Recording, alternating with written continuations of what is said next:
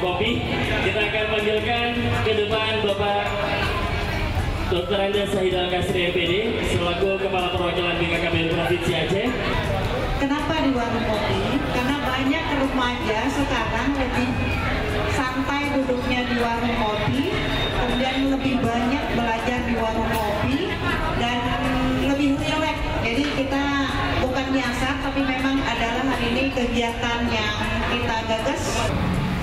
Apa sebab sekarang BKKBN itu perhatiannya luar biasa terhadap generasi muda ini? Karena struktur penduduk Indonesia ini sekarang usia 10 sampai 24 tahun itu mencapai hampir 70 juta. Di Aceh ada beberapa pelabuhan tikus yang tidak diawasi oleh beberapa petugas. Karenanya kenapa? BNN Provinsi Aceh tidak sanggup mengawasi seluruh pelabuhan-pelabuhan kecil itu tanpa bantuan dari masyarakat.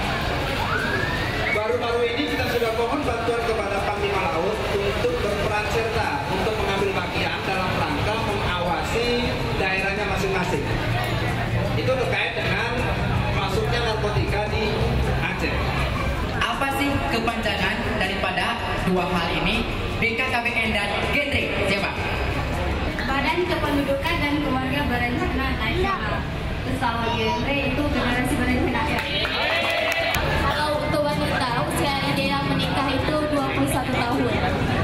Kalau yang laki-lakinya itu 25 tahun. Nah Bapak, yang ingin saya tanyakan di sini, sebenarnya sejauh mana sih narkoba itu bisa merusak usaha kita sehingga kita membutuhkan waktu selama 6 bulan untuk memperbaiki usia. Terima kasih. Assalamualaikum warahmatullahi wabarakatuh. Jadi kebetulan pertanyaan itu sebenarnya bukan untuk dirinya tapi untuk orang lain karena beliau sudah melakukan riset.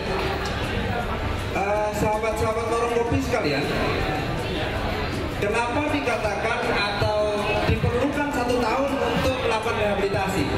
6 bulan pertama itu medis, 6 bulan kemudian itu adalah rehab sosial. Jadi ada rehab medis dan rehab sosial. Si genre ini juga digunakan kalau kita lihat biasa sosialisasi di sekolah, ya, di masyarakat. Tapi malam hari ini BKKBN buatnya juga Terima kasih Pak Dargasi. Ini sebuah inovasi yang berdialog. Sebab kita harus bedakan komunitas kita ini. Kalau kita di Banda Aceh, kota Banda Aceh, hanya kan kita itu berjumpa bersilaturahmi itu di warung kopi ya. Jadi kita BKKBN kejar bola ini, kejar bola di mana ada komunitas yang sedang duduk-duduk dan bercerita, sedang dialog, kita hadir. Jadi mudah-mudahan ini efektif, upaya-upaya kita ini efektif.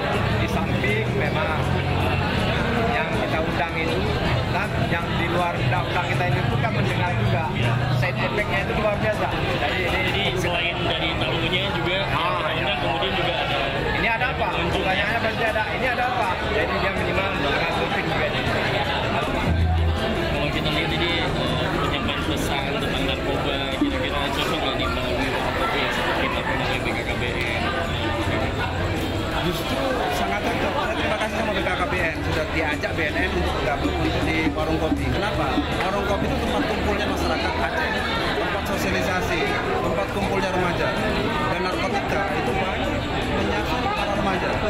Bayangkan angka prevalensi narkotika itu 27,5% itu remaja.